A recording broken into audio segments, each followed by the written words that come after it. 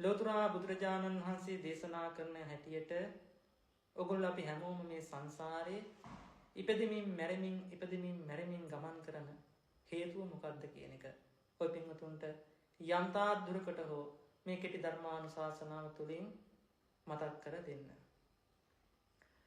පින්වතුනි අපි මේ සංසාරේ පුරාවටම ඉපදෙමින් මැරෙමින් මේ විදිහට ගමන් කරන්නේ කර්ම බලවේගය නිසා.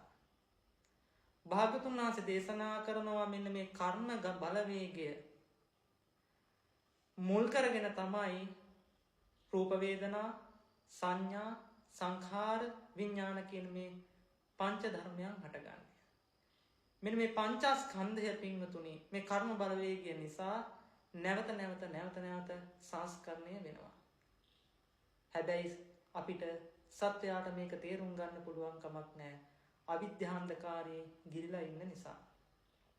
ලෝතර බුදුරජාණන් වහන්සේ දේශනා කරනවා මහණෙනි එදා ඒ වජ්‍රාසනයේ මැත්තේදී ලෝතර බුදු වෙන වෙලාවේ සර්වඥතා ඥාණයෙන් මම දැක්කා මෙන්න මේ අවිද්‍යාව ප්‍රත්‍ය හේතු කොටගෙන හටගත්ත දෙයක් කියලා. මෙන්න මේ ප්‍රත්‍ය හේතු කොටගෙන හටගන්න මේ අවිද්‍යාවට මුල් වෙන්නේ පංච ධර්මයන්. මෙන්න මේ පංචස්කන්ධය හටගන්නේ කුමක් නිසාද? පංචස්කන්ධය හටගන්නේ පින්වතුනි ත්‍රිවිධ දුස්චරිතය නිසා. ත්‍රිවිධ දුස්චරිතය හටගන්නේ ඉන්ද්‍රිය අසංවරය නිසා.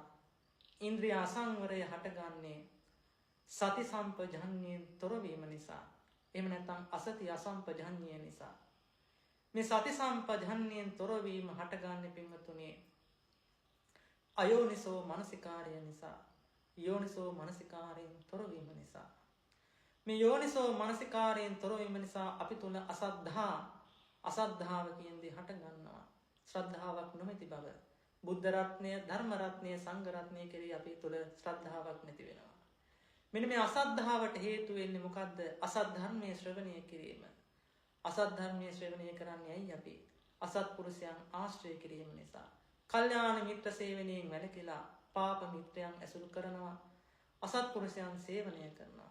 මෙන්න මේ අසත්පුරුෂ ඇසුර නිසා අපි තුල පින්වතුනි අසද්ධාව, ශ්‍රද්ධාව නොමැතිකම ඇති වෙනවා.